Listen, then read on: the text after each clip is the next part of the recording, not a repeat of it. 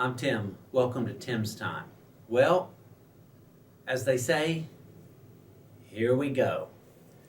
It's first week of December and we're heading into the Christmas season. So let me be the first to wish you Merry Christmas. I know you just got the turkey sandwiches finished and you're just throwing out the old cranberry sauce, and here I go messing everything up by whisking us into the Christmas season. But here we are. And all the things that come with it, all the things that we talked about last year and the year before and the year before that, they're right back here coming into our lives again. Television shows will be up, all the specials, names like Frosty, Rudolph, Yukon Cornelius, all of those names that have kind of been on the shelf for most of us for the year, they're back in the forefront. Lines like Bumble's Bounce and Zuzu's Petals, there they are. What do you know about that? Merry Christmas, Bert. Or He Learned How to Keep Christmas Well. All of those things. Happy birthday if you're Frosty. You name it. Merry Christmas, Charlie Brown. All of those things come back. It's that time. And they flood our minds with emotions and thoughts. And let's face it, some of us, the busyness gets amped up. The Bible stories come back as well. What's your favorite verse or phrase from a verse? And it came to pass in those days that there went out a decree from Caesar Augustus that all the world should be taxed. That it? Or may it be done unto me according to your will. The people walking in darkness have seen a great light.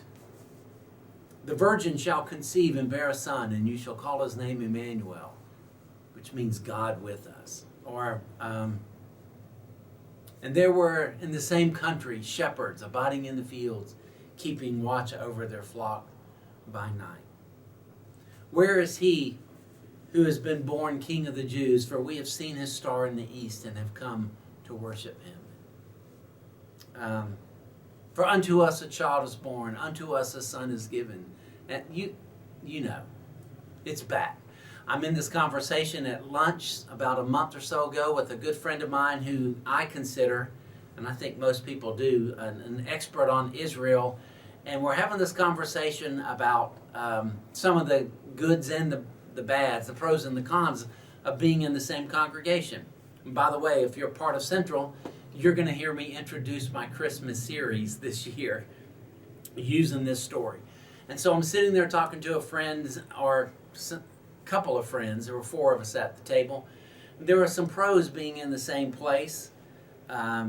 24 years, you get to watch children dedicate their children after they grow up and get married. And you give little New Testaments to kids who are getting out of kindergarten, and you get to hand them a Bible or shake their hand when they're graduating from high school. And you know, a lot of wonderful, wonderful blessings of being in the same place.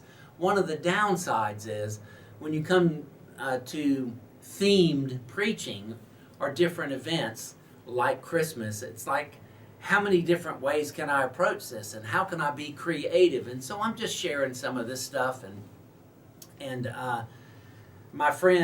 one of my friends say, Tim, you probably know more about Christmas than anyone I know. That may or may not be true. But as he's saying that, my other friend, the Israel guy, says, here's the thing. People never get tired of the Christmas story. And I think he's right about that. It's Christmas, and all the negative fluff that comes with it, well, it's not really negative, it's amoral. It's what we make of it. Parties and obligations and buying presents and opening presents and doing all that stuff can be wonderful. It can also be stuff that just cramps in around us and pushes out the true meaning of Christmas. So eventually we got to have one of those moments like Charlie Brown where we say, doesn't anyone know what Christmas is all about? And we need the voice of the Lord through Linus to step forward and say, sure, Charlie Brown, I can tell you what Christmas is all about. So look, I didn't bring any props today, and and I'm going to have some in the next couple of weeks. I'm not exactly sure where I'm going yet, but here's what I can promise you. Over the next couple of weeks, I want to try to remind you, as Linus does me every year, of what Christmas is all about. So Merry Christmas to you.